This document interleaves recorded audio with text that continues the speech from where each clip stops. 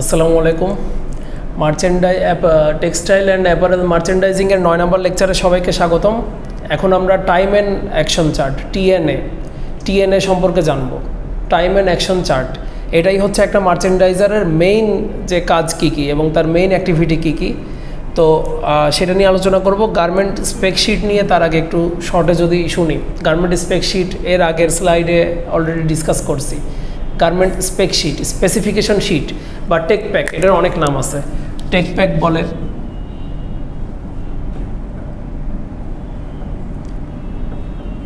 Spec sheet বলে, design প্যাকও বলে।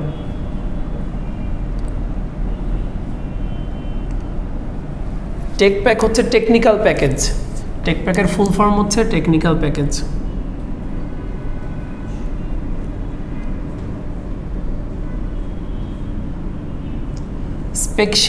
স্পেকশিটের ফুল ফর্ম হচ্ছে স্পেসিফিকেশন প্যাকেজ শিট।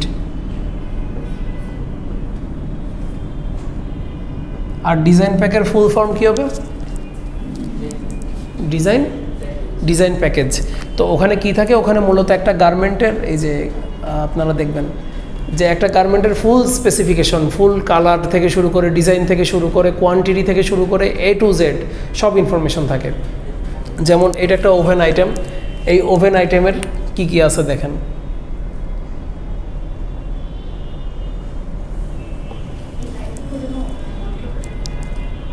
স্ক্রিন দেখতে প্রবলেম হচ্ছে কারোর? মেহেদির পাশে আছে, সুইচ আছে, এই লাইটটা অফ করে দেন। হ্যাঁ, এখন কি দেখা যাচ্ছে? ও, আমার এটার সাথে মনে হয় কিছু ম্যাটার করে না। আচ্ছা, তো প্রথমে কি কি থাকে? এই যে ডিজাইন শিট বা স্টাইল শিট বা এই যে স্পেসিফিকেশন শিট, এখানে কিন্তু লেখাই আছে। প্রথমে স্টাইল নং, এটা হচ্ছে প্রত্যেকটা অর্ডারের আলাদা একটা করে স্টাইল নং থাকে। স্টাইল নং এবং অর্ডার নং আলাদা থাকে। আর সিজন, এই যে সিজন তো বলছি, AWSS, এস এর ফুল ফর্ম কি? স্প্রিং সামার বলে ওটা। Spring summer, autumn winter. এত লেট হয়েছে কেন? বের হয়েছেন কয়টায় বাসা থেকে? বাসা কোন জায়গায়? শ্যামলী হলে 9:30টায় বের হলে কিভাবে আপনি ডিউ টাইমে ক্লাসে আসবেন?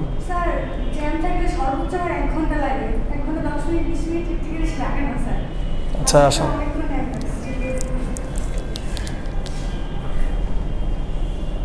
তারপরে যে দেখেন এখানে কি কি ইনফরমেশন থাকে। একটা স্পেসিফিকেশন কি বলে, স্পেসিফিকেশন শিটে কি কি ইনফরমেশন থাকে। স্টাইল নং থাকে, সিজন থাকে। সিজনের পর কমিটমেন্ট নং, এটা অপশনাল, এটা সব জায়গায় থাকে না। ডিজাইনার হচ্ছে যদি আমি একটা ইন্ডাস্ট্রি না, আমি হচ্ছে জারা বা আমি হচ্ছে H&M, সরাসরি আমার পেরোলে যারা আছে, আমার বেতনে যে মার্চেন্ডাইজার আছে, ফ্যাশন মার্চেন্ডাইজার, ও যদি ডিজাইন করে, ও এটার আলাদা ক্রেডিট নিতে পারবে না কখনো। এখানে আমার ব্র্যান্ডের নাম থাকবে সরাসরি। আর এই যে টিনা ফং, এটা যেহেতু লেখা আছে, তার মানে এটা ইন্ডিপেন্ডেন্ট কন্ট্রাক্টর থেকে আমি নিছি, মানে ফ্রিল্যান্স যারা হচ্ছে ফ্যাশন মার্চেন্ডাইজার। ও হ্যাঁ, বুটিক হাউসও বলতে পারেন। যেমন এই যে 10টা বড় ফ্যাশন ডিজাইনার, বা এখন তারা নিজেরাই নিজেদের নামে ব্র্যান্ড খুলে ফেলছে। এগুলোর নাম তো আপনারা মনে হয় কম বেশি জানেনও। যে ব্যাগ, যেটা গুচির ব্যাগ আছে, তারপরে হচ্ছে ক্রিশ্চিনা ডিওর, ওটা দেখছেন, DIOR। তারপরে হচ্ছে র্যালফ, মানে ওরা তো নির্দিষ্ট ডেমোগ্রাফিক টার্গেট করে। যেমন এই টাইপের যারা ডিজাইনার, তারা হচ্ছে লেডিস ওয়্যার এবং ডিফারেন্ট লেডিস আইটেম, ওগুলো টার্গেট করে। র্যালফ লরেন, সে হচ্ছে মেল আইটেম টার্গেট করে তার ব্র্যান্ডটা খুলছে। তারপরে এরকম আর কে আছে? জর্জিও আরমানি আছে। তারপরে আর কি আছে?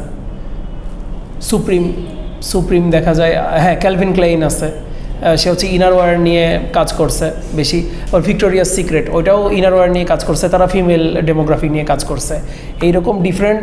যাই হোক, ডিজাইনারের ব্যাপারটাই, সে যদি সরাসরি পেরোলে থাকে তাহলে এখানে ব্র্যান্ডের নাম থাকবে। আর সে যদি ইন্ডিপেন্ডেন্ট কন্ট্রাক্টর হয়, সে যদি ফ্রিল্যান্সার হয়, তাহলে তার নিজের নাম থাকবে। কাস্টমার বা বায়ার, এখানে এটা খালি রাখছে। সিএমটি বা ফ্যাক্টরি যেটা যেমন লিখছে, সিএমটি মানে কি জানেন?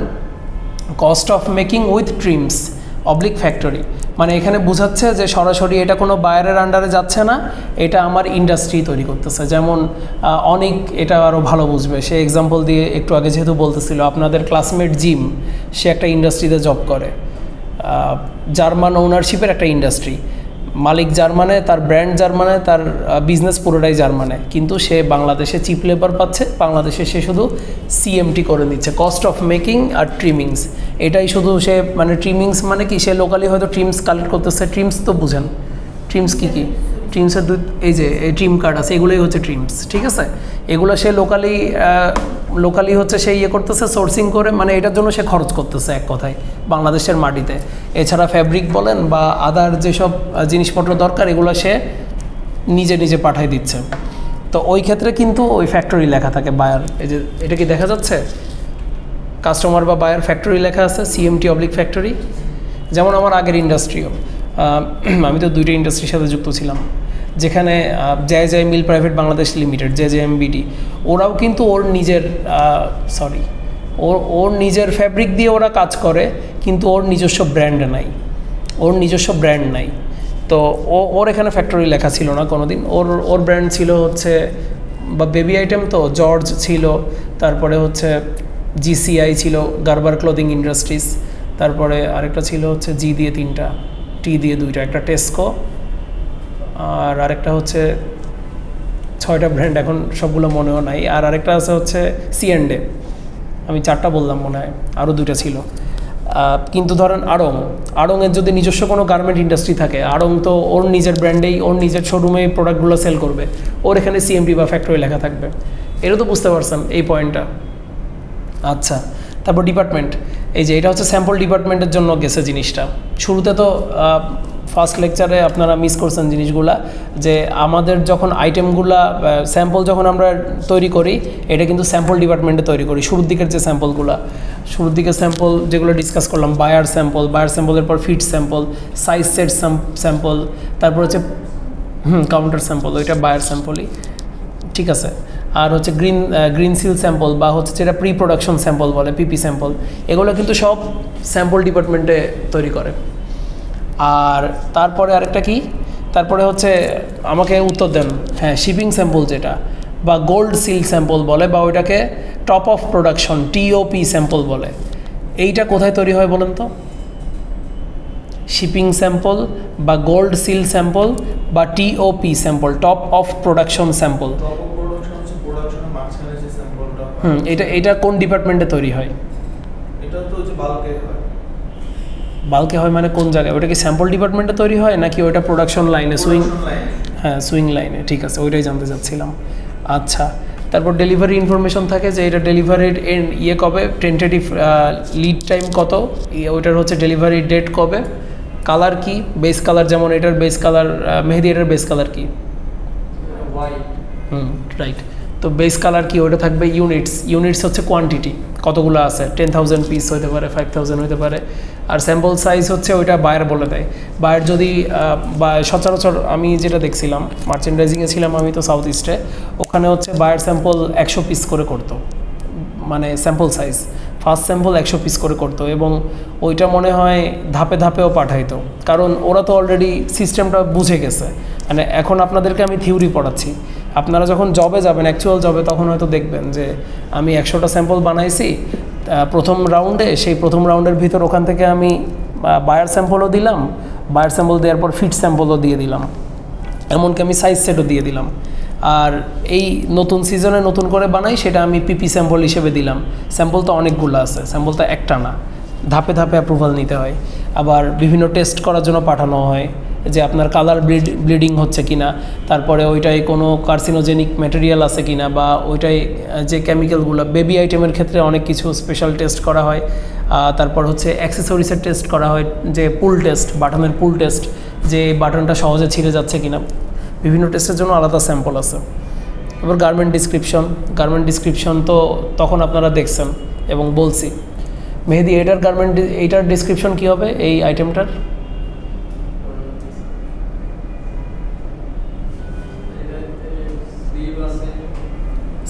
স্লিভ তো ধরেন এইটারও আছে,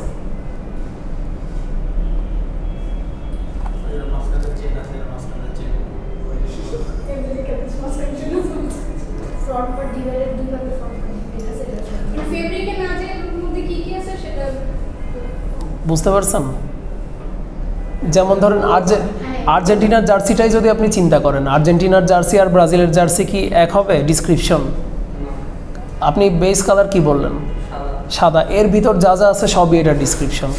যে এটাই যে নেভি ব্লু স্ট্রাইপ আছে, সেই স্ট্রাইপটাও যে একটা স্পেসিফিক প্যাটার্ন আছে ওই স্ট্রাইপটার ভেতরে, ওটা যে প্লেইন স্কাই ব্লু না, ওইটার ভেতরেও কি আবার ইফেক্ট আছে না? ওটা তো পুরোটা প্রিন্ট আর কি। লোগো আছে দুইটা, সেন্টার ফ্রন্ট লাইন থেকে যদি আপনার নেকের যে ইয়েটা পয়েন্টটা ওটাকে বলা হচ্ছে আপার ফ্রন্ট পয়েন্ট, সম্ভবত নেক পয়েন্ট যেটা সামনে, ওইটার নিচ থেকে চিন্তা করেন এটা 4.5 ইঞ্চ নিচে, 4.5 ইঞ্চ নিচে সেন্ট্রাল যে ফ্রন্ট লাইন ওইটা থেকে 2 ইঞ্চি বাম সাইডে আছে অ্যাডিডাসের লোগো, 2.5 ইঞ্চি ডান সাইডে আছে ইয়ের লোগো, AFA আর্জেন্টিনা ফুটবল অ্যাসোসিয়েশনের লোগো। এবং এই লোগোগুলো এটা তো হচ্ছে চাইনিজ রেপ্লিকা। এটা যদি অরিজিনালটা হইতো সেটাতে কি আকারে থাকতো? এমব্রয়ডারি হিসেবে থাকতো। এখানে এটা চাইনিজ রেপ্লিকা, এখানে প্রিন্ট আকারে দিয়ে দিছে। একদম নিচে ডান সাইডে সেন্টার ফ্রন্ট পার্টের ডান সাইডে 4 ইঞ্চি উপরে অথেন্টিক একটা লোগো, এটা কিন্তু লেবেল, এটা এখানে এই যে চাইনিজ রেপ্লিকা প্রিন্ট করে দিয়ে দিছে। কি টাইপের? হ্যাঁ, রাবার টাইপের হয়, আবার অনেক জায়গায় কাপড় লেবেল সেলাই করে দেয়। পুরাতন জার্সিগুলোতে লেবেল ছিল, আপনি সেলাই ছিল, আপনি হচ্ছে যেটা বলতেছেন রাবার, ওটা রিসেন্ট টাইমেরগুলোতে ওইটা এক ধরনের আলাদা, ওইটা অ্যাম্বস প্রিন্টিং দিয়ে করে দেয়। আচ্ছা, এটা হচ্ছে গার্মেন্ট ডিসক্রিপশন। আর এই যে জেনারেল নোটস বা ট্রিমস, এখানে ট্রিমস কী লাগতেছে, যেমন এটা একটা সিম্পল গেঞ্জি তো এটাই। আচ্ছা, এটাতে আপনারা বলেন তো ট্রিমস কী লাগতেছে। আসলে এটা চাইনিজ রেপ্লিকা তো আপনারা কনফিউজ হবেন।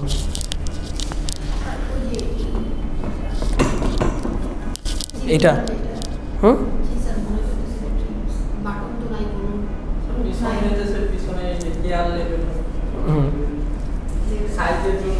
মেইন, এটা কেয়ার লেভেল না, এটা হচ্ছে মেইন লেভেল। আর কেয়ার লেভেল এটাতে মনে হয় নাই, এটা চাইনিজ রেপ্লিকা। তো চাইনিজ বলতে এটা আসলে বাংলাদেশি রেপ্লিকা, কিন্তু দোকানে এটা চাইনিজ রেপ্লিকা নামে সেল হয় আর কি, দোকানদারদের দোষ এটা। এটা কিন্তু অ্যাকচুয়ালি একটা ট্রিমস, ঠিক আছে, কিন্তু এখানে এটা প্রিন্ট তো এই জন্য আমরা বুঝতেছি না। এগুলো কিন্তু ফ্যাব্রিক এমবেলিশমেন্ট, তো এখানে এটা প্রিন্ট করে দিয়ে দিছে।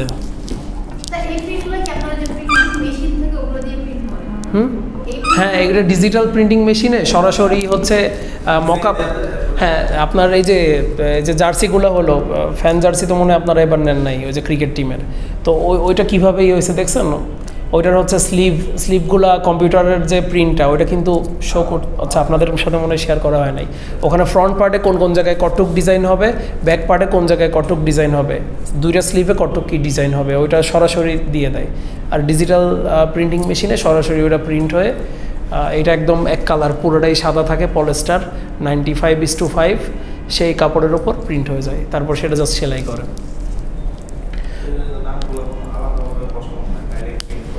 আচ্ছা, এটা একটা রিস্কি জিনিস, এটা আমি টানতে পারতেছি না। এখান থেকে দেখে বলেন এটাই ট্রিমস কী আছে? চেইন, তারপর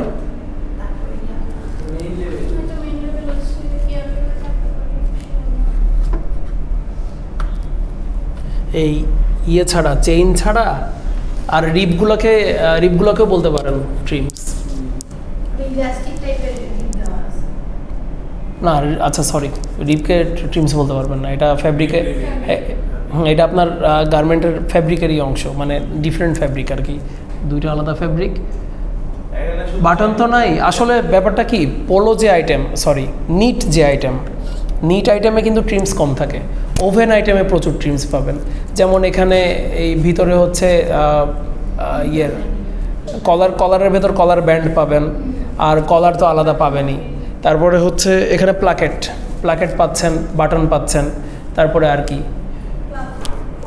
হ্যাঁ, যেগুলো কাফের ওখানে আবার থাকে, কাফের ভেতরে আবার কাফের আলাদা কাফ ব্যান্ড, ওগুলোকে ব্যান্ড বলে আর কি, ব্যান্ড। আর বাংলায় মনে হয় বাংলায় একটা ওয়ার্ড আছে, এটা হ্যাঁ বক্রম, রাইট। এটা কলারেও ইউজ হয়, আবার স্লিভেও, কাফেও ইউজ হয়। তো এগুলো হচ্ছে সব ট্রিমস। আচ্ছা,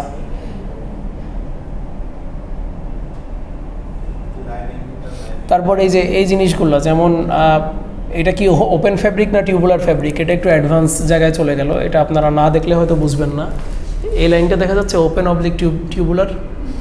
নিট ফ্যাব্রিক কিন্তু দুই রকম হয়। নিট ফ্যাব্রিক যখন সিঙ্গেল সার্কুলার নিটিং মেশিন থেকে তৈরি করে বের করা হয় দুই ফর্মে বের হয়। দুই ফর্মে বলতে সচরাচর সবগুলো টিউব ফর্মে বের হয়, কিন্তু টিউব ফর্ম মানে বুঝতেছেন?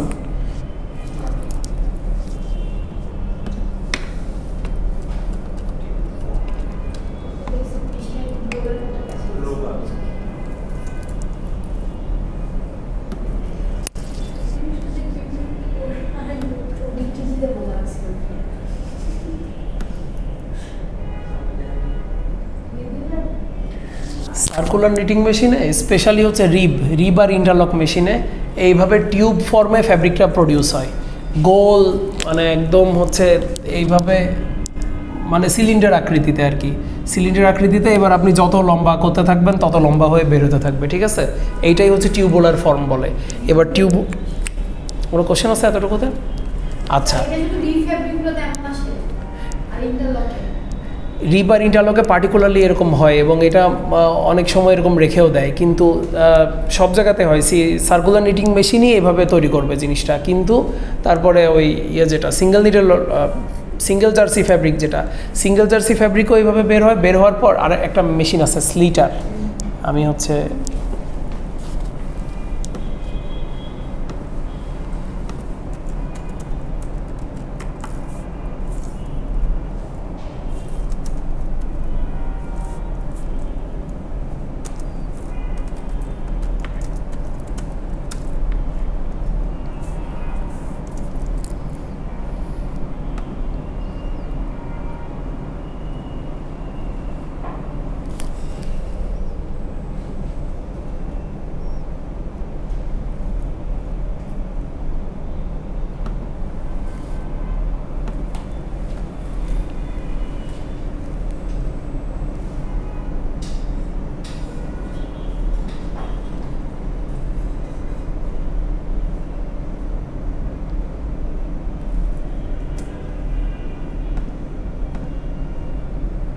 এই যে দেখেন এখান থেকে যে বেলুন আকৃতিতে যাচ্ছে, দেখা যাচ্ছে না? এই যে স্লিটার দিয়ে গিয়ে স্লিট হয়ে বেরোচ্ছে ফ্যাব্রিকটা। এইটাই হচ্ছে স্লিটারের কাজ। তো আপনার ফ্যাব্রিকটা কি টিউবুলার নাকি স্লিট, মানে এটা হচ্ছে ওপেন ফ্যাব্রিক, স্লিট করে ফেললে ওটা তখন ওপেন ফ্যাব্রিক হয়ে গেল। আচ্ছা, তারপর লেভেল পজিশন। এই যে লেভেল পজিশন, যেমন অথেন্টিক লেভেলটা, এটার একটা স্পেসিফিক আলাদা পজিশন আছে। আর বাকিগুলো তো হচ্ছে যেমন যেটা কেয়ার লেভেল সচরাচর ভেতরে থাকে, ভেতরে ডান পাশে নিচে। আর মেইন লেভেল থাকে একদম ইয়েতে কাঁধে, পিছনে। তার পাশে হচ্ছে সাইজ লেভেল থাকে ছোট করে।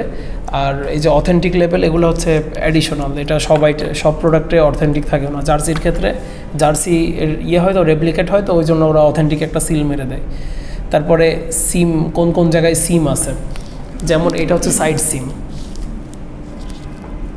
মানে সেলাইয়ের প্রকারভেদগুলো আর কি। আপনার স্পেশালি নিট আইটেমে সেলাইয়ের বেশি, টাইপস বেশি, সেলাইয়ের প্রকারভেদ বেশি। যেমন এই যে সামনে, এটা কিন্তু টপ স্টিচ, এটাকে বলে টপ স্টিচ। আর সচরাচর টপ স্টিচ টাইপের যেগুলো আছে সেগুলো হচ্ছে কোন মেশিন দিয়ে করা হয়? এটা কোন মেশিন দিয়ে করা হয়েছে?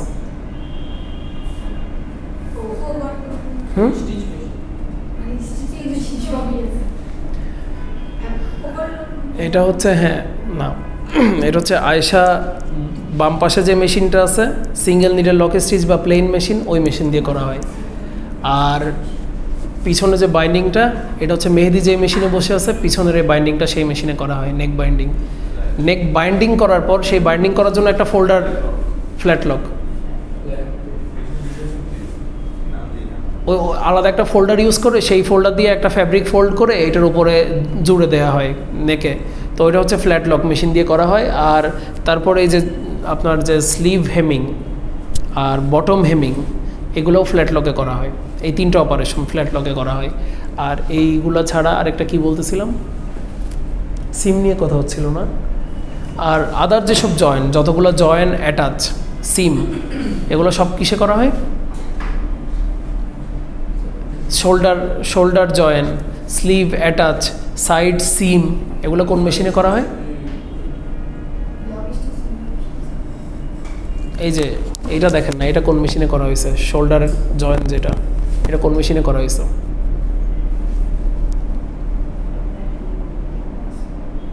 এটাতে কি সামনে কোনো কিছু সুতা টুতা দেখা যাচ্ছে? পিছন দিয়ে একদম কেটে গেছে। ওভারলক মেশিন কোনটা?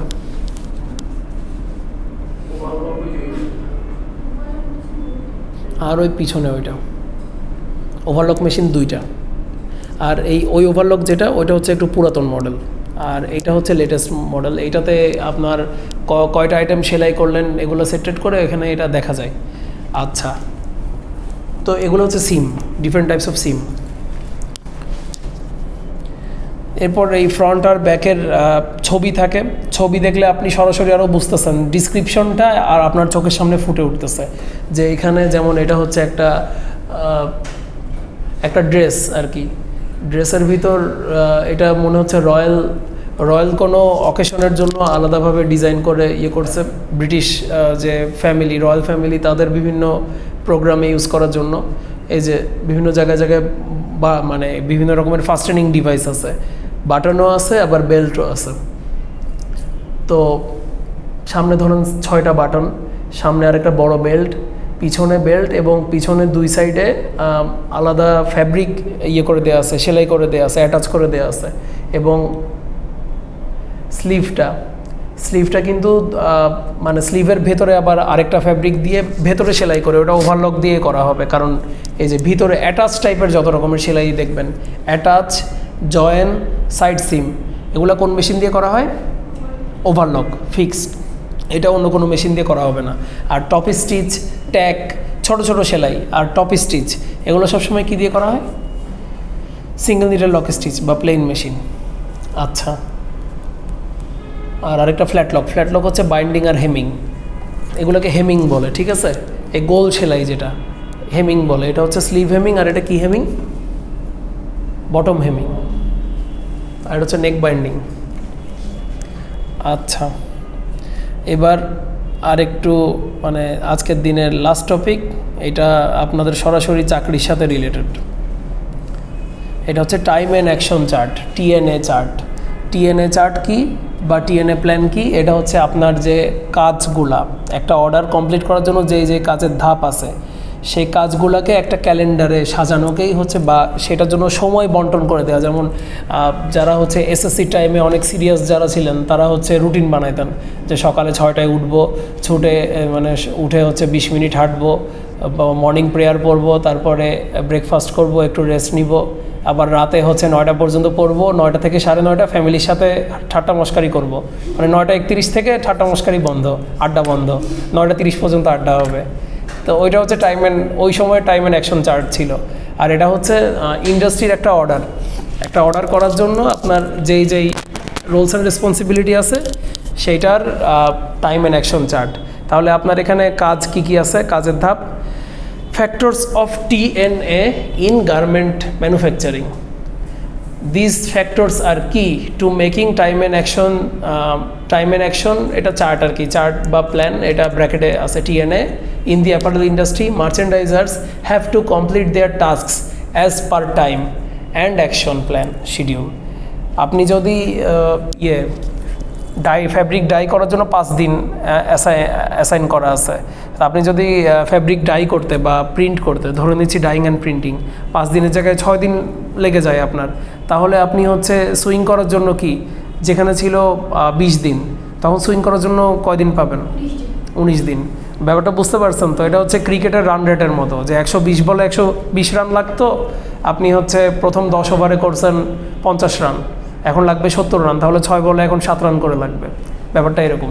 এই জন্যই জিনিসটা তৈরি করা হয়, এবং প্রত্যেকটা জায়গায় এক্সট্রা কিছু অ্যালাউন্স, টাইম অ্যালোকেটেড করে রাখা হয়, অ্যালাউন্স।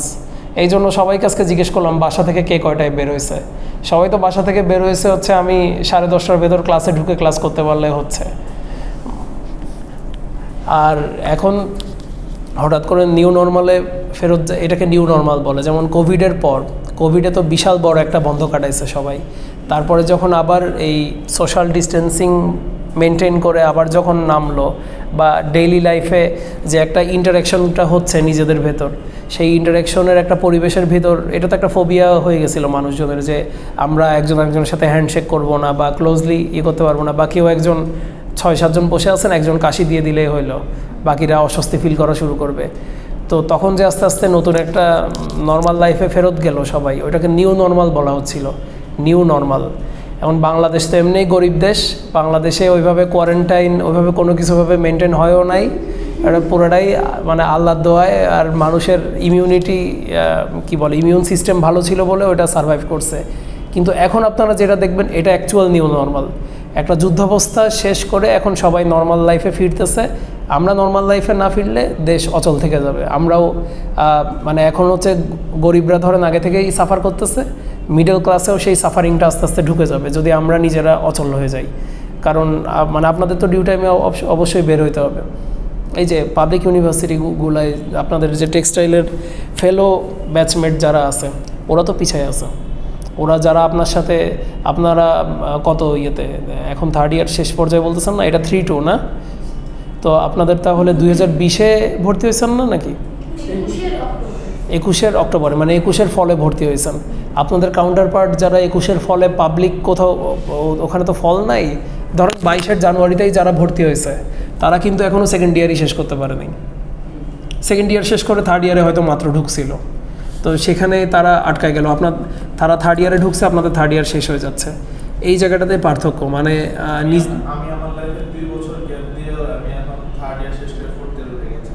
আমার ফ্রেন্ডরা মানে তারা গ্যাপ না দিয়ে এখন 4th ইয়ারে আছে। 4th ইয়ারে আছে। ওইটাই আমি বলতেছি যে নিজে যত দ্রুত নর্মাল লাইফে না ফিরবেন নিজে পিছায় যাবেন আর কি দিন শেষে। এই জন্য ওকে, আচ্ছা ব্যাক আসি। তো এই টাইম অ্যান্ড অ্যাকশন প্ল্যান যখন করা হয়, প্রত্যেকটা কাজের জন্য কিন্তু অ্যালাউন্স রাখা হয়। অ্যালাউন্স কীরকম রাখা হয়, যে আমার প্রিন্টিং করতে 1 দিন সময় লাগবে, বা 1 দিনও না, প্রিন্টিং করতে আমার 2 শিফট সময় লাগবে। আমার 10,000 পিস, তো 8 ঘন্টায় প্রিন্ট হয় হচ্ছে, আমি ধরে নিচ্ছি 5,500 পিস। 8 ঘন্টায় 1 শিফটে 5,500 পিস প্রিন্ট করা সম্ভব। 16 ঘন্টায় 2 শিফটে আমার 11,000 পিস প্রিন্ট করা সম্ভব। আমার আছে 10,000 পিস। তো ওখানে 16 ঘন্টা মানে দিনের 2 শিফট প্রিন্টিং ডিপার্টমেন্টটা চলে। তো আমি ধরে নিচ্ছি 24 ঘন্টা, মানে আমার 15 ঘন্টার ভিতর আমার প্রিন্টিংটা শেষ হয়ে যাবে। তাহলে আমি 1 ঘন্টা ওখানে কি অ্যালাউন্স রাখলাম। ব্যাপারটা বুঝতে পারছেন? আমি হ্যাঁ লাগাই ফেললে আপনার তখন অন্য জায়গা থেকে কমাইতেই হবে, মানে অন্য জায়গা থেকে কভার করতেই হবে, উপায় নাই।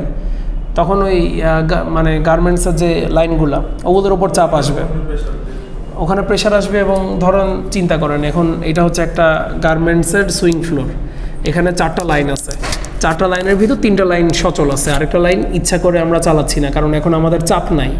তা আপনি যেটা বললেন যে যদি এক্সট্রা সময় ওইদিকে লেগে যায়, বেশি বিভিন্ন কারণে সময় লাগতে পারে। বাংলাদেশের অস্থিতিশীলতার জন্য এখন ধরেন কি চলতেছে, এখন আগস্ট চলতেছে না, অটাম উইন্টার, এখন অটাম উইন্টারের প্রোডাক্টের চাহিদা চলতেছে ওখানে। তো অটাম উইন্টারের কেউ কিছু একটা অর্ডার করছে অস্ট্রেলিয়াতে একটা ব্র্যান্ড কি ধরেন অস্ট্রেলিয়ার স্পেসিফাইড কিছু বায়ার আছে। তো আচ্ছা আমি H&M দিয়ে বলতেছি, H&M-এর অস্ট্রেলিয়াতে তাদের কিছু আইটেম লাগতেছে এখন অটাম উইন্টার কালেকশনের। বাংলাদেশে যে অস্থিতিশীলতার কারণে অস্ট্রেলিয়া তো তার প্রোডাক্টটা পাচ্ছে না।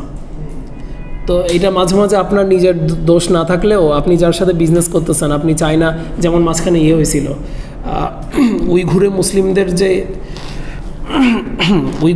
মুসলিমদের উপর যে অত্যাচার করা হচ্ছে, উইঘুর এটা হচ্ছে কোন একটা প্রভিন্সের অংশ চায়নার। তারা হচ্ছে 3rd লার্জেস্ট সিটি, মানে সিটি হিসাব করলে কটন প্রোভাইডার। তো ওখান থেকে একসাথে পুরা বিশ্বের যে সংস্থাগুলো ওরা ডাক দিল যে আমরা বয়কট করলাম, আমরা ওদের থেকে কটন কিনবো না। তখন কিন্তু ওইটার একটা ইফেক্ট প্রত্যেকটা বাংলাদেশ সহ মানে প্রত্যেকটা গার্মেন্টসে এবং প্রত্যেকটা ক্লদিং ব্র্যান্ডের উপর এসে পড়ছে। তারা একটা ধাক্কা খাইছে। ওই কটনটা, যেই কটনটা উইঘুর ওখানে ওই প্রভিন্স থেকে আসতো, প্রভিন্সটার নাম আমার এখন মনে আসতেছে না, সেইটা তারা কিন্তু তখন সামহাও অন্যান্য জায়গা থেকে ম্যানেজ করতে বাধ্য হয়েছে। আচ্ছা, তাইলে আমরা এখানে 30টা, এখানে 34টা অ্যাক্টিভিটিস আছে, আমরা 34টা অ্যাক্টিভিটিস পড়ি। এটা সরাসরি আপনারা জবেই মার্চেন্ডাইজিংয়ে ঢুকলে এগুলো আপনাদের করতে হবে। আচ্ছা, তাহলে সুমাইয়া পড়েন, 1 নাম্বারটা কি লেখা আছে দেখা যাচ্ছে?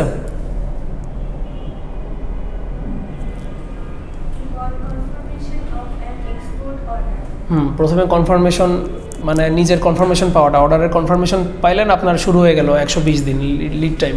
তারপর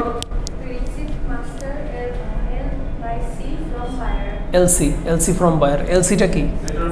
এলসি নিয়ে নেক্সট ক্লাসে আলোচনা হবে। এখন আগে আপনাদের এলসি হচ্ছে যে কমিটমেন্ট, ব্যাংক থেকে কমিটমেন্ট। মাস্টার এলসি মানে হচ্ছে বায়ার তার দেশে, যেমন ধরেন বিদেশি ব্যাংকের নাম বলতে পারবেন? যে কোনো একটা ব্যাংক বলতে হবে অমুক দেশের ব্যাংক। এটা দেখি, কোন দেশের? আচ্ছা, ইন্ডিয়া। আচ্ছা, ওয়েস্টার্ন হলে ভালো হইতো, যেমন ওয়েস্টার্ন হচ্ছে সিটি ব্যাংক আছে আমেরিকার, ওকে, স্টেট ব্যাংক ইন্ডিয়ার। তাহলে এই জার্সিটাই ইন্ডিয়ার একটা ক্লোদিং ব্র্যান্ড আপনার থেকে অর্ডার করছে, আপনার গার্মেন্টস থেকে। তো স্টেট ব্যাংক থেকে এলসি আসতে হবে, এলসি ডকুমেন্ট। সেই এলসি ডকুমেন্ট পাওয়ার পরে আমি হচ্ছে বিশ্বস্ত, মানে আমি সিকিউরিটি হিসেবে আমাকে শো করতে হবে যে আমি এই অর্ডারটা করছি, মানে এখন আমি কি হিসাবে যে একটা পালকে যাব, ঠিক না? আমাকে তো একটা সিকিউরিটি লাগবে। মানে সেটা হচ্ছে এটা যে আমার তো মানে সিকিউরিটি লাগবে। এই ব্যাংক স্টেটমেন্টে আসলে যে হ্যাঁ আমাদের এখানে যে সিকিউরিটি আছে, এই ব্যাংক আমার দায়ী, আমি অর্ডারটা দিব। এখন আমার এখান থেকে আবার এলসিটা বুঝাই দিতে হবে। আচ্ছা, এই এলসিটা বুঝাই দেওয়ার দায়িত্বটা কে পালন করবে? ধরেন এই যে স্টেট ব্যাংকের এলসিটা কিভাবে? বায়ার তো পালন করলো, কিন্তু স্টেট ব্যাংকের তো বাংলাদেশে কাজ কারবার নাই। বাংলাদেশে কি স্টেট ব্যাংকের কোনো বুথ? আচ্ছা, স্টেট ব্যাংকের বুথ আছে, ঠিক আছে। আচ্ছা, ধরে নিলাম তাইলে স্টেট ব্যাংকের এক্সাম্পল বাদ। আমেরিকার সিটি ব্যাংকে এলসি করলো H&M। আমেরিকার সিটি ব্যাংকে এই H&M এলসি করার পর সে হচ্ছে বাংলাদেশে যাদের, যেমন বাংলাদেশে কিছু ইন্টারন্যাশনাল ব্যাংক, স্টেট ব্যাংকটা আমি আজকে শুনলাম, আমার নিজের হচ্ছে SCB-তে অ্যাকাউন্ট আছে, standard chartered Bangladesh, sorry standard chartered bank Bangladesh বলতেছি, না স্ট্যান্ডার্ড দুইটা আছে, একটা স্ট্যান্ডার্ড ব্যাংক, একটা স্ট্যান্ডার্ড চার্টার্ড ব্যাংক, SCB। এই রোডে গেলে দেখবেন এখানেই ওদের একটা শাখা আছে। তো SCB কিন্তু সিঙ্গাপুর বেসড ব্যাংক, ওদের বিভিন্ন দেশে অপারেশন আছে। তো ওই টাইপের কোনো একটা ব্যাংকেই চুজ করে যে সিটি ব্যাংক আমেরিকাতে এলসি করলো বায়ার, এলসি করার পর সে হচ্ছে স্ট্যান্ডার্ড চার্টার্ড ব্যাংকে ডকুমেন্টটা পাঠাবে। স্ট্যান্ডার্ড চার্টার্ড ব্যাংক এই দেশ থেকে আপনাকে টাকাটা দিবে, সে টাকাটা রিসিভ করবে সিটি ব্যাংক থেকে। আর সিটি ব্যাংকে টাকাটা দিবে কে? বায়ার। এটাই, দুইটা ব্যাংক, এখানে দুইটা ব্যাংকের জড়িত থাকতে হয়। অবশ্যই না, এটাই তো তাদের কাজ। ওকে, তারপর 3 নাম্বার,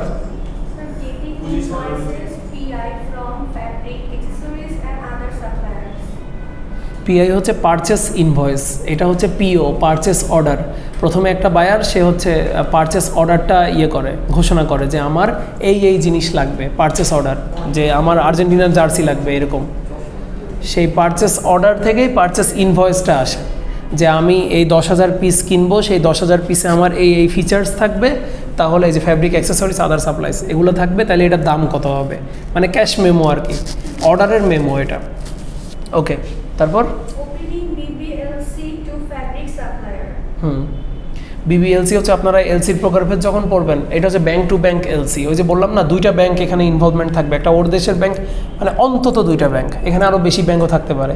আর স্টেট ব্যাংকের মতো কিছু এরকম টেকনিক্যালিটি থাকলে যে এই ব্যাংকের 2 দেশে অপারেশন আছে, তারা কিন্তু তাদের কি বলবো, তাদের অপারেশনগুলো হয়তো লিমিটেড হয়, ওখানে হয়তো খরচ একটু কম হয়, যে আমার স্টেট ব্যাংকই যে স্টেট ব্যাংকেরই এক শাখা থেকে, দিল্লি শাখা থেকে ঢাকার শাখায় আসতেছে জিনিসটা, কিন্তু তখন হয় কি ওইটা বেশি দূর পর্যন্ত যাইতে পারে না। ওইটা ধরেন সরাসরি হয়তো গাজীপুরে সার্ভিস দিতে পারতেছে না, বা সরাসরি টাঙ্গাইলে সার্ভিস দিতে পারতেছে না, বা ময়মনসিংহে দিতে পারতেছে না। ওকে, continue.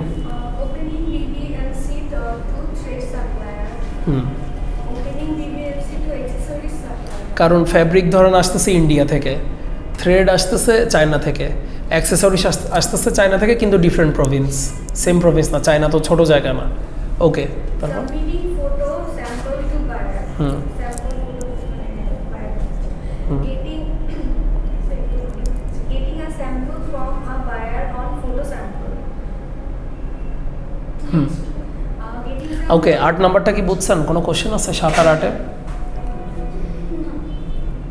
Getting a sample from a buyer. photo sample. ছবি দিছে এরকম করে ছবি তো প্রথমে আমিই দিচ্ছি। খাওয়াটা ঠিক আছে কিন্তু ওইটার স্যাম্পলই একটা বায়ার পাঠাবে ছবি। হ্যাঁ ছবি পাঠাবে, আবার বায়ার এখানে যেটা বলতেছে, এখানে কিন্তু বাইং হাউসের ইনভলভমেন্ট আস্তে আস্তে ঢুকে যাচ্ছে। Getting a sample from a buyer, from photo কি অন ফটো স্যাম্পল, ওই ফটো স্যাম্পলের উপর ভিত্তি করে বায়ার যদি কারেকশন, মেজর কারেকশন বা ওইরকম দিতে চায় যে আমার জিনিসটা পারফেকশন হোক, আমি দেখছি ওইরকম যে স্যাম্পল আসছে বাইং হাউসের তরফ থেকে, মানে বায়ারের তরফ থেকে বাইং হাউসের মাধ্যমে স্যাম্পল ইন্ডাস্ট্রিতে আসতো। বাইং হাউস কি একটা যে ফটো স্যাম্পল বলতে কি এখানে যে মডেল দিয়ে যে স্যাম্পল মানে ইয়া করে রিপ্রেজেন্ট করে? প্রথমে আমি ছবি পাঠাইছি, সোমায়া যেটা বললো যে প্রথমে আমি স্যাম্পলের ছবিই পাঠাইছি। ছবি পাঠানোর পর বায়ার যদি চায় যে আরও স্পেসিফাই করে দিতে জিনিসপত্র, বা মানে আমি স্পেসিফাই মানে কি, যেমন ধরেন ফ্যাব্রিকটা কিন্তু এরকম ফ্যাব্রিকই হইতে হবে, 160 GSM বলতে তুমি আবার সারফেস আমাকে রাফ দিলে হবে না, আমাকে এইরকম সারফেসেরই ফ্যাব্রিক দিতে হবে, সরাসরি স্যাম্পল। ওইটা হচ্ছে বাইং হাউসের মাধ্যমে পাঠাতে পারে। যেমন এই যে গুলশানে কোনো একটা বাইং হাউসের নামও আমার তো ওইভাবে জানা নাই, আপনারা ঢাকার মানুষ, আপনাদের জানা উচিত। ও আমাদের স্টুডেন্ট আছে তো বাইং হাউসে।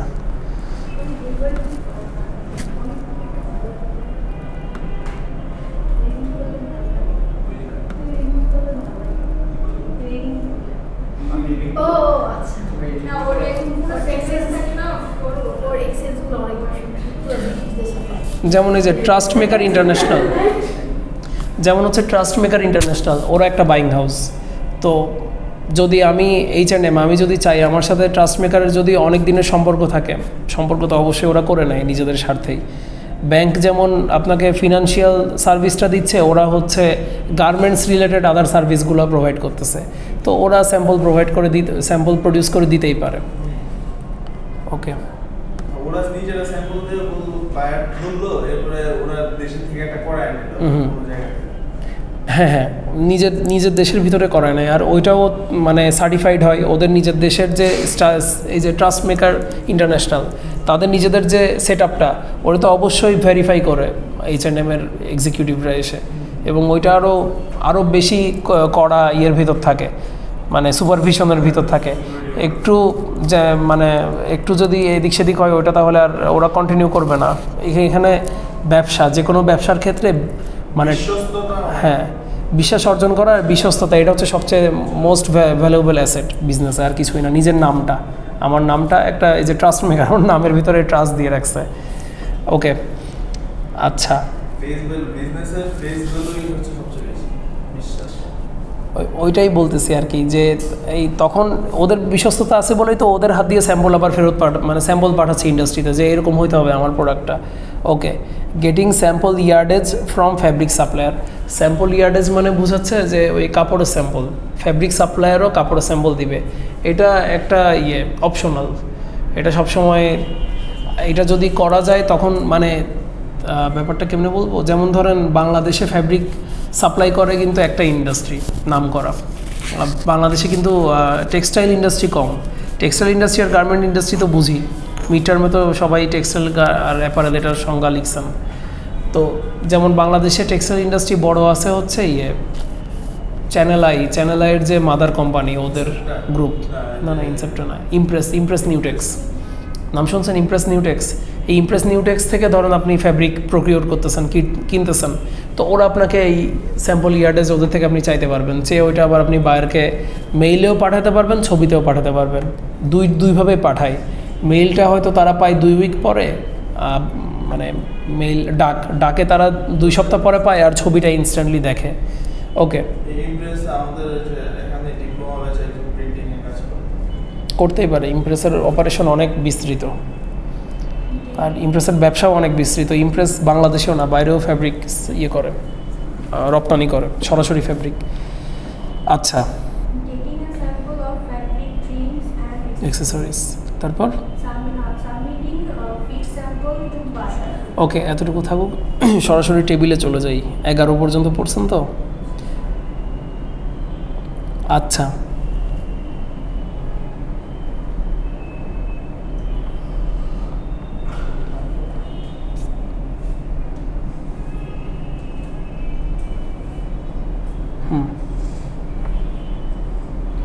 আচ্ছা মেহেদি, তাহলে এখানে 1 থেকে 11 পর্যন্ত যে ধাপগুলো ছিল সব কিছুই কিন্তু এই যে টাইম বেঁধে দিছে, যে কোনো একটা কাজ 1 থেকে 15 দিনের ভিতর হয়ে যেতে হবে, গড়ে 1 থেকে 15 দিন।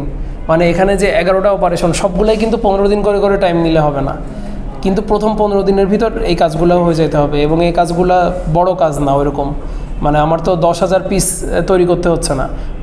আমি জাস্ট হচ্ছে এই ব্যাংকের ডকুমেন্ট হবে যেটা, মানে এলসি, ব্যাংক টু ব্যাংক, ওই এলসিতে একটা ডকুমেন্টই হবে, তাই না?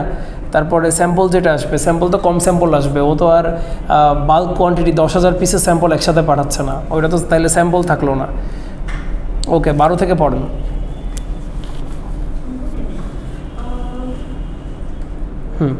আচ্ছা আচ্ছা, একটা জিনিস, সরি তাই তো বলে আমি এটা ম্যাচ করতেছে না মেহেদি। তাইলে 1 নম্বর কাজটা এই যে শুরু হয়েছে জানুয়ারি মাসের 2015 সালের জানুয়ারি মাসের 1 তারিখে, ঠিক আছে? Confirmation, order confirmation. তাহলে 2 নম্বরটা কত তারিখ হয়েছে? সামনে আসো।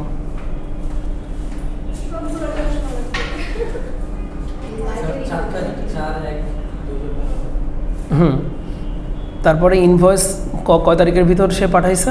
একটা মার্চেন্ডাইজারেরই এটা ধরে দেন তার ডায়েরি, সে প্রতিদিন কি করে ওটা লিখতেছে।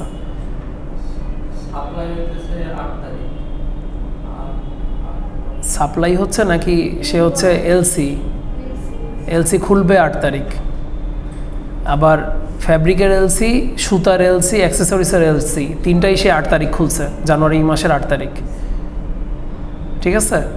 তারপর ফটো স্যাম্পল পাঠাইছে কত তারিখ?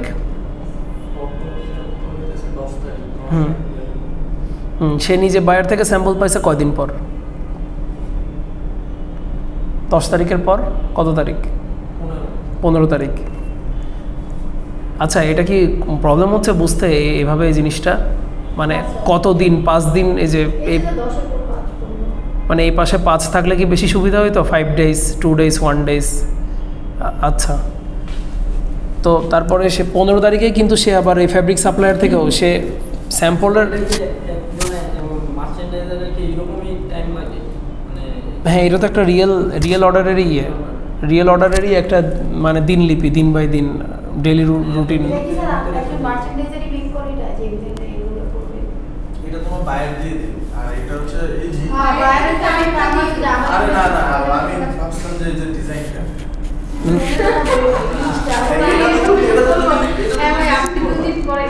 তুমি কবে তোমার পরীক্ষা, এটা তুমি নিজে করবা, এটা তো তোমার ব্যাপার, এটা কি আরে ব্যাপার?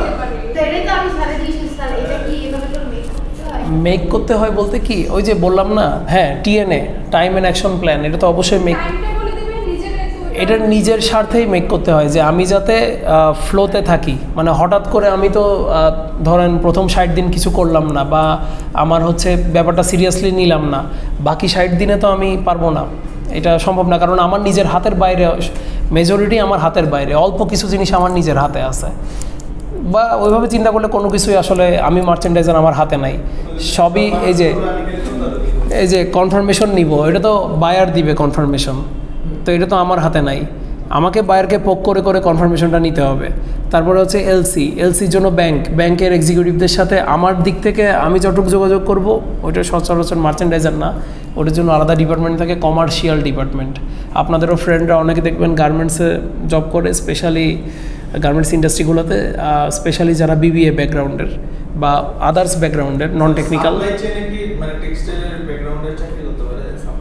অবশ্যই টেক্সটাইলের প্রত্যেকটা ডিপার্টমেন্টের টেক্সটাইলের লোকজন তো অবশ্যই পারে, কিন্তু নন টেকনিক্যাল লোকজনও আসে।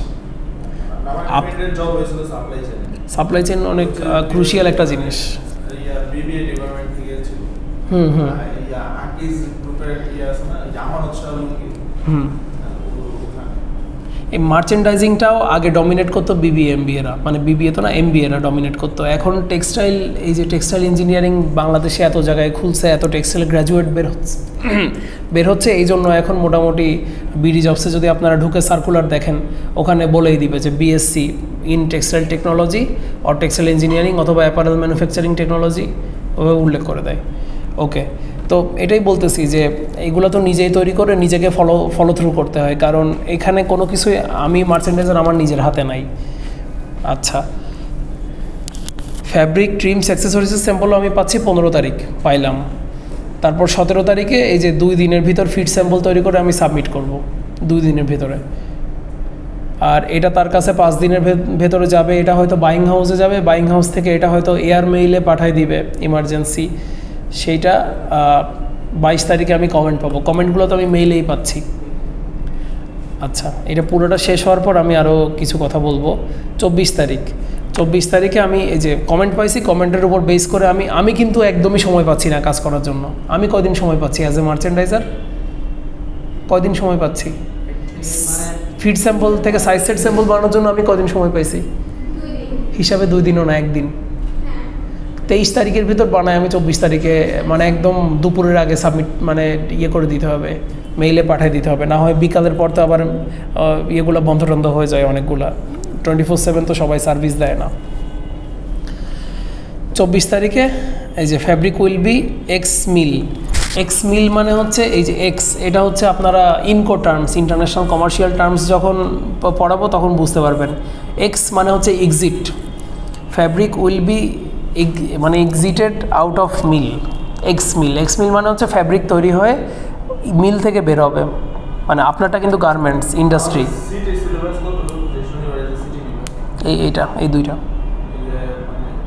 টাইম এন্ড অ্যাকশন প্ল্যান আর হচ্ছে স্যাম্পলিং। ফ্যাব্রিক মিল থেকে বের হবে 24 তারিখে, ফ্যাব্রিক মিল থেকে বের হয়ে কিন্তু আপনার হাতে এখনো আসে নাই। সেইগুলো কি আমাদের মানে বর্ণনা লিখতে হবে যে মানে কোশ্চেনটা কিভাবে আসবে?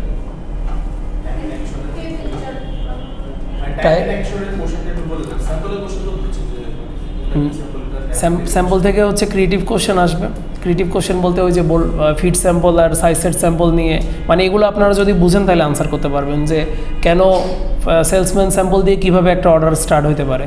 যদি বুঝেন তাহলে এক্সপ্লেন করতে পারবেন, না বুঝলে এক্সপ্লেন করতে পারবেন না। আর এইখানে টিএনএ থেকে কেমন কোশ্চেন আসতে পারে, যেমন টিএনএ থেকে যদি করি যে ব্যাংক, এই টাইম অ্যান্ড অ্যাকশন প্ল্যানে ব্যাংকের ইনভলভমেন্ট কোন কোন কাজে আছে, আপনাকে এটা পুরোটা অর্ডারটা বুঝতে হবে, না হয় আপনি ব্যাংকের ইনভলভমেন্ট কোন কোন জায়গায় আছে বলতে পারবেন না। ব্যাংক হচ্ছে এই যে যত রকমের ছোট এলসি আছে, থ্রেড সাপ্লায়ারের সাথে এলসি করা, বা হচ্ছে অ্যাক্সেসরিজ সাপ্লায়ারের সাথে এলসি করা, ফ্যাব্রিক ইনভলভমেন্ট। হ্যাঁ, যে এটা তো আমি এখনও পড়াচ্ছি আপনাদেরকে, এটা পড়ানো শেষ করার পর এই যে যেমন এতটুকু পড়াইছি এখান থেকে আমার মাথায় কোশ্চেন আসছে, এরকম ক্রিয়েটিভ কোশ্চেনই আসবে। জিনিসটা আপনারা না বুঝলে আপনারা আনসার করতে পারবেন না। হ্যাঁ, ওটা তো দিয়েই দিব, রেডি আছে।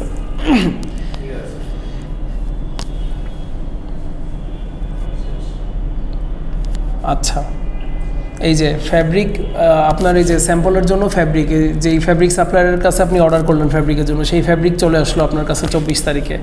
তাহলে আপনি পিপি স্যাম্পল দিয়ে দিচ্ছেন, কত দ্রুত কাজ হচ্ছে চিন্তা করেন। অর্ডার আগাচ্ছে, পিপি স্যাম্পল আমি 29 তারিখের ভিতর দিয়ে দিচ্ছি। 29 তারিখে দেওয়ার পর 1 তারিখে আমি অ্যাপ্রুভাল নিচ্ছি। অ্যাপ্রুভাল নেওয়ার পরে আমি হচ্ছে আদার বাল্ক থ্রেড মানে কি, স্যাম্পলের জন্য আপনার হচ্ছে 100টা ফ্যাব্রিক, 100টা গার্মেন্ট তৈরি করার জন্য আপনি ফ্যাব্রিক নিচ্ছেন বা সুইং থ্রেড বা অ্যাক্সেসরিজ নিচ্ছেন। আর বাল্ক মানে তো 10,000। ব্যাপারটা বুঝতে পারতেছেন? শুরুতে আপনি অল্প কোয়ান্টিটি রিসিভ করতেছেন মার্চেন্ডাইজাররা, স্পেশালি এই জায়গাতে মার্চেন্ডাইজাররা ডিভাইডেড হয়ে যায় যে পিপি স্যাম্পল পর্যন্ত কাজ থাকে হচ্ছে স্যাম্পল ডেভেলপমেন্ট, পিডি, এসডি বা পিডি মার্চেন্ডাইজিংয়ের প্রকারভেদ তো পড়াইছি। পিডি মার্চেন্ডাইজার আর production merchandiser, product development merchandiser আর প্রোডাকশন মার্চেন্ডাইজার, মনে আছে? ওই এক নাম্বার ইয়েটা দেখবেন, 1 নাম্বার। আচ্ছা, আমি একটা জিনিস বুঝতেছি, টাইম অ্যান্ড অ্যাকশন প্ল্যান যেটা সিটিতে কি এটা রাখবো? এটা না রেখে তাহলে আমি 1 নাম্বার লেকচার রাখলে পারবেন? স্যাম্পল না, শুধু স্যাম্পল না, ভিডিও যেটা ছিল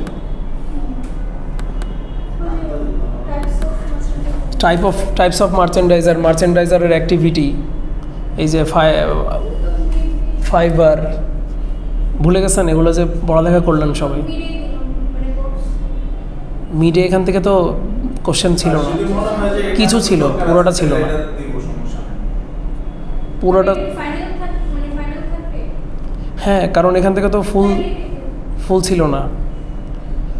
এখন আপনারা বলেন, আপনারা যদি বলেন যে টাইম অ্যান্ড অ্যাকশন প্ল্যান এটার থেকে সিটিতে দিব, কারণ সিটি আমি যেটা নিব ওই সিটি নেওয়া মানে আপনারা ফাইনালের কোশ্চেন কেমন হবে এটা বুঝে গেলেন। আগের যে সিটি দিয়েছেন সেই সিটি থেকে মিডে কি কোশ্চেন বুঝতে পারছিলেন? তো ওই জন্য আপনারা বলেন যে কোন আপনাদের উচিত হবে, যেই চ্যাপ্টারটা আপনাদের কঠিন লাগতেছে সেই চ্যাপ্টারটা সিটিতে নেওয়া, তাহলে কারণ ওই চ্যাপ্টারের কোশ্চেনের আইডিয়া আপনারা পেয়ে যাবেন।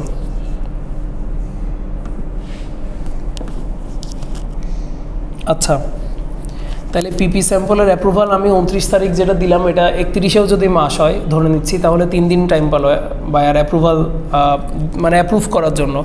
তা আমি 1 তারিখে তার থেকে অ্যাপ্রুভাল নিব। অ্যাপ্রুভাল নেওয়ার পর 1 তারিখের ভেতর কিন্তু আমি এই যে ইয়েগুলা বাল্ক প্রোডাকশনের জন্য আমার যে সুইং থ্রেড, আমার যে অ্যাক্সেসরিজ, আমার যে ফ্যাব্রিক, এগুলো সব ইন হাউস করতে হবে, মানে ইনভেন্টরিতে নিয়ে আসতে হবে। ইনভেন্টরিতে নিয়ে আসার পর কী করতেছি, 5 তারিখে ফ্যাব্রিকটা আমি 5 তারিখে পাচ্ছি, কারণ ফ্যাব্রিক অ্যাক্সেসরিজগুলো যত দ্রুত পাওয়া যায়, ফ্যাব্রিক তো ওই মিলকেও বানানোর জন্য টাইম দিতে হবে, আর মিলটা তারপর পাঠাবে আমাকে, এটার একটা টাইম লাগবে। 8 তারিখ পাইলট প্রোডাকশন শুরু হবে। পাইলট প্রোডাকশনটা মানে কি, এই জন্য আমি এই ফাইলটা খুলে রাখছিলাম, এই যে লাইন ফিডিং রিপোর্ট, এটা আমার আগের ইন্ডাস্ট্রির মানে আমার নিজের লাইনে করা লাইন ফিডিং রিপোর্ট। তো এই লাইন ফিডিং রিপোর্টটাই হচ্ছে পাইলট প্রোডাকশন, যে আজকে এই লাইনটা এমটি ছিল, এই লাইনে নতুন একটা অর্ডারের কাজ ঢুকবে, সেটা তাহলে পাইলট প্রোডাকশনটা কীরকম হলো, যে দিনের ফার্স্ট শিফটে প্রত্যেকটা মেশিন যে মেকানিক বা যে হচ্ছে টেকনিক্যাল অফিসার তার তত্ত্বাবধানে এসে প্রত্যেকটা মেশিনের স্টিচ লেন্থ টেনশন এগুলো ফিক্স করে প্রত্যেকটা অপারেশন সে করে দেখবে, এবং ওখানে টেকনিক্যাল যে ডিপার্টমেন্টের লোকজন, সেলাইয়ের যে এক্সপার্ট সেও থাকবে, মেশিনের এক্সপার্ট যে সেও থাকবে, তারা তারপর ভেরিফাই করে এই পাইলট প্রোডাকশনটা এনশিওর করবে। এই যে 8 তারিখে পাইলট প্রোডাকশন শুরু হলো। In the meantime production শুরু হয়ে প্রোডাকশন চলতেছে, এখানে লোকজনরা লাইনের ক্যাপাসিটি বের করে টার্গেট দিয়ে দিচ্ছে যে এই লাইন থেকে প্রতিদিন 500 পিস আসা চাই, পরের দিন টার্গেট দিচ্ছে 700 পিস আসা চাই, এরপরের দিন টার্গেট দিচ্ছে 900 পিস আসা চাই, তাহলে 500, 700, 900, 3 দিনে গড়ে 700 করে দিছে। এবার পরের 3 দিনে আমাকে এমন উপরে তুলে ফেলতে হবে যাতে এই 3 দিনে আমার যতটুকু কম করছে এটা যাতে ওরা আমাকে পোষায় দিতে পারে, না হয় আমি টোটাল প্ল্যান থেকে পিছিয়ে যাব।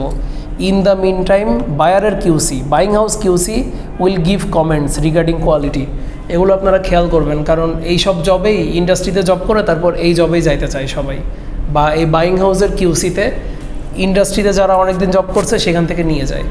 মানে বাইং হাউসের যে কোনো জবই যারা ইন্ডাস্ট্রিতে জব করে তারা শেষে বাইং হাউসে চলে যেতে চায়, কারণ বাইং হাউসে গিয়ে মানে এতদিন আপনি নিজে ক্লাসে বসেছিলেন, মানে বোর্ড হয়ে বসেছিলেন, অর্ধেক মনোযোগ দিচ্ছেন, অর্ধেক দিচ্ছেন না, কয়দিন পর আপনি নিজে এসে লেকচার দিবেন, ব্যাপারটা এরকম। ব্যাপারটা বুঝতে পারছেন? বাইং হাউস কিউসি আর নর্মাল ইন্ডাস্ট্রির যারা কিউসি তাদের পার্থক্য কোন জায়গায়? বাইং হাউসরা মাসে একবার এসে দেখবে আপনাকে, এবং বাইং হাউস আপনাকে যে জাজমেন্ট দিবে ওটাই আপনার মানে ওইটার উপর বেস করে আপনার কাজ করতে হবে, ওইটা আপনি ডিসক্রেডিট করার কোনো সুযোগ নেই, ঝগড়া করার কোনো সুযোগ নেই। আচ্ছা, আর ওরা যখন অ্যাপ্রুভাল দিবে বাইং হাউস যে না পিপি প্রোডাকশনের পর বাল্ক প্রোডাকশন যেভাবে হচ্ছে কোয়ালিটি এনশিওর হচ্ছে, আমার এখানে কোনো রকম সেলাইয়ের ফল্ট নাই, আপস অ্যান্ড ডাউনস নাই, কোনো সিম পাকারিং নাই, কিছু নাই, we are happy with the quality of the product. 12 তারিখ থেকে বাল্ক প্রোডাকশন শুরু হয়ে গেল। শুরু হওয়ার পর অটোমেটিক ফিনিশিং অ্যাক্সেসরিজ কী আছে, এই যে যত রকমের ওই যে বাটারফ্লাই, তারপরে পিছনের যে ব্যাকবোর্ড, তারপরে আদার কি বিভিন্ন রকমের ট্যাগ, যেগুলো প্রাইস ট্যাগ, ব্র্যান্ডেড ট্যাগ, এগুলো ততদিনে আপনার ইয়েতে ইনহাউস করা শুরু করছেন ইনভেন্টরিতে। শুরু করার পর 17 তারিখ থেকে inline inspection by buying house. এতদিন তো ইন্ডাস্ট্রির যারা কোয়ালিটি চেকার তারা চেক করতেছিল, 17 তারিখ আবার ওই বাইং হাউস কোয়ালিটি চেকাররা এসে ইনলাইন ইন্সপেকশনটা করবে, লাইনের ভেতরের অপারেশনগুলো ঠিক আছে কিনা, ছোট ছোট সেলাই টেলাইগুলো। স্টার্ট ফিনিশিং অফ গার্মেন্টস, এটা হচ্ছে 20 তারিখে। তারপর will submit production sample to buyer, এটা 22 তারিখে আমি হচ্ছে এটা হচ্ছে প্রোডাকশন স্যাম্পল, তো এটাকে ওই যে top of production TOP sample বলে, যে 22 তারিখে টপ অফ টিওপি স্যাম্পল আমি বায়ারকে দিলাম। 25 তারিখে কার্টুনগুলো আমি আমার ইনহাউসে স্টোর করা শুরু করলাম, যে কার্টুন বক্সগুলো। 28 তারিখে will start cartoning and assorting finished garment, 28 তারিখে আস্তে আস্তে আমার প্যাকেজিং রেডি করলাম শিপমেন্টের জন্য। তারপর এটা 2 মাসের পরে মার্চের 1 তারিখ will go for making shipping documents and booking vessels. Booking vessel এটা কি বুঝেন? আচ্ছা ঠিক আছে। এই যে ভেসেল বলতে কি বোঝাচ্ছে, এটা কি আইডিয়া আছে কারোর? 28 নম্বর পয়েন্টটা, আর 6টা পয়েন্ট আছে, 34টা পয়েন্ট আছে।